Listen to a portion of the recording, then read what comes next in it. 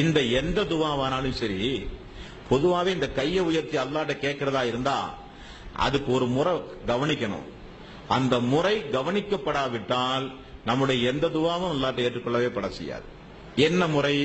ரசூலுல்லாஹி ஸல்லல்லாஹு அலைஹி வஸல்லம் அவர்கள் சொன்ன செய்தி நஸையில் 1267வது நபிமொழி.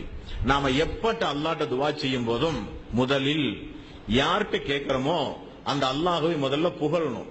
எடுத்த உடனே அல்லாஹ்வே எனக்கு இதை கொடு, அல்லாஹ்வே எனக்கு அதை கொடு என்று சொல்லி அந்த அல்லாஹ்வை ஒரு இரண்டாம் தரம் பட்சமாக இல்லாமல் நம்முடைய ரப்பிடத்திலே கேட்கிறோம் என்று சொல்லி அந்த ரப்பை முதலில் நீங்கள் புகழுங்கள். ஏதாவது ஒரு வார்த்தையை சொல்லி சுப்ஹானல்லாஹ், அல்ஹம்துலில்லாஹ், அல்லாஹு அக்பர், ஏதாவது ஒரு வார்த்தையை சொல்லி அல்லாஹ்வை புகழுங்கள். இரண்டாவது, எனக்காக வேண்டிய அல்லாஹ்விடத்திலே நீங்கள் பிரார்த்தனை செய்யுங்கள். அல்லாஹும்ம ஸல்லி அலா முஹம்மதின் வ அலா ஆலி முஹம்மதின் என்கிற ஸலவாத்.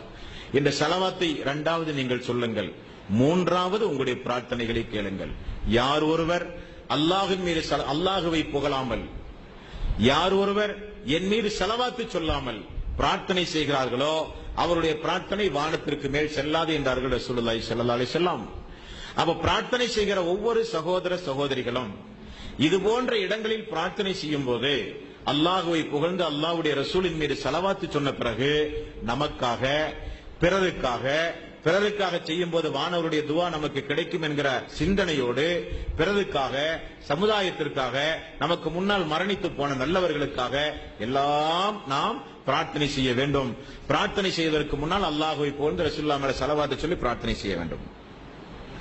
அடுத்து ரசூலுல்லாஹி ஸல்லல்லாஹு அலைஹி வஸல்லம் அவர்கள் சொன்னார்கள், நான் ஆரம்ப உரையில் சொன்னதை போல நமது கையை உயர்த்தி அல்லாஹ்ட்ட பேசும்போது நம்முடைய உள்ளத்துல கொஞ்சம் கூட இது ஏற்கப்படுமா, இது கிடைக்குமா, இந்த பிரச்சனை தீருமா, கேட்டது கிடைக்குமா, கஷ்டங்கள் தீருமா, நம்முடைய பிள்ளைகளுக்காக வேண்டி துவா செய்யறோமே அந்த பிள்ளையுடைய எதிர்கால வாழ்வு அப்படி அமையுமா, நமக்காக வேண்டி கேட்கிறோமே அப்படியெல்லாம் நமக்கெல்லாம் வாழ்வு சாத்தியமா, எந்த சந்தேகமும் வேண்டாம்.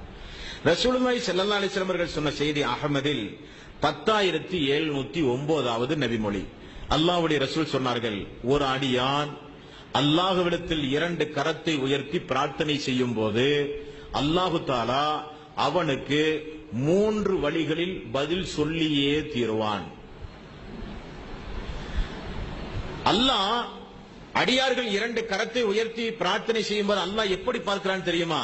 என்னுடைய அடியான் 2 கரத்தை உயர்த்தி என்னிடத்திலே கேட்டு விட்டானே, அவனுக்கு ஒரு எஜமானன் உண்டு என நினைத்து 2 கரத்தை உயர்த்தி நாம் கேட்டால் ரப்பு தருவான் என்கிற நம்பிக்கையோடு எனது அடியான் கேட்டுவிட்டானே என்று சொல்லி அந்த கையை வெறுமனே திரும்ப அனுப்ப அல்லாஹ் வெட்கப்படுகிறான் என்று ரசூல் ஸல்லல்லாஹு அலைஹி வஸல்லம் அவர்கள் சொன்னார்கள். அந்த அளவுக்கு ரோசக்காரன் ரப்புல் ஆலமீன்,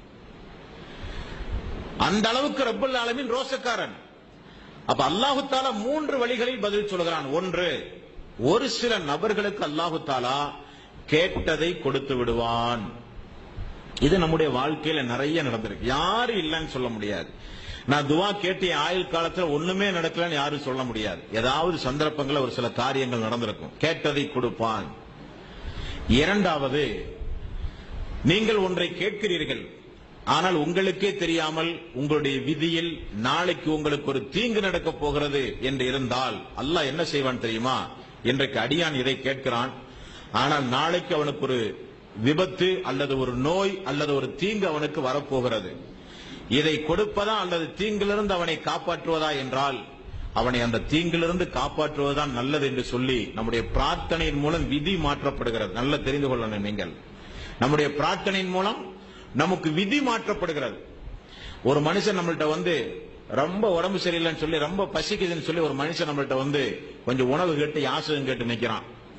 அவனுக்கே தெரியாம அவனுக்கு பின்னாடி ஒரு பாம்பு அவனுக்கு கொத்துறதுக்கு நிக்குதுன்னு சொன்னா முதல்ல அவனுக்கு சாப்பாடு வாங்கி கொடுப்போம், பாம்புடன் அவனை காப்பாத்துவோமா? உயிர் முக்கியம் சொல்லி முதல்ல அவனை காப்பாத்தும். அது போல அல்லாஹு தஆலா விதியில் ஏதாவது ஒரு ஆக்சிடென்ட் நடக்கணும் விதியில் எழுதியிருப்பான், அது யாராலையும் தடுக்கவே முடியாது. ஏதாவது நோய் நொடி வந்து கொஞ்ச நாளைக்கு படுக்கணும்னு அல்லாஹ் எழுதியிருப்பான், யாராலையும் தடுக்க முடியாது.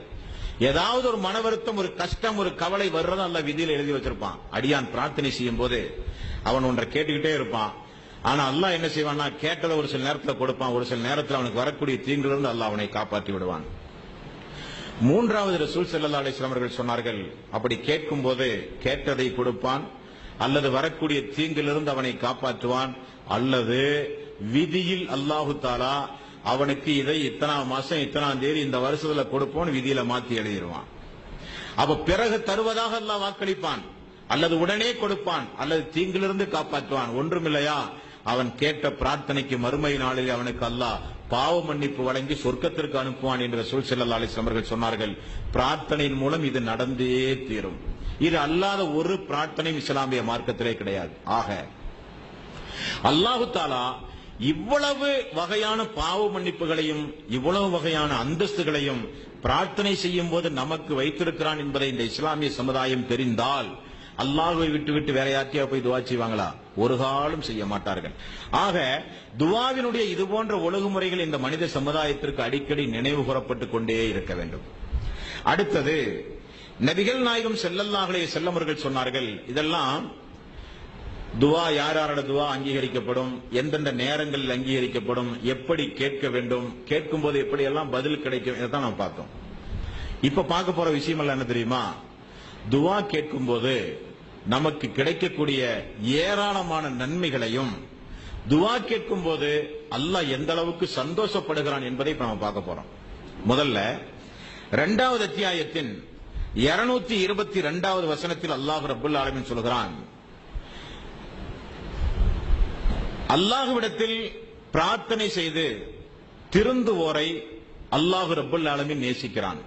2வது அத்தியாயத்தின் 222வது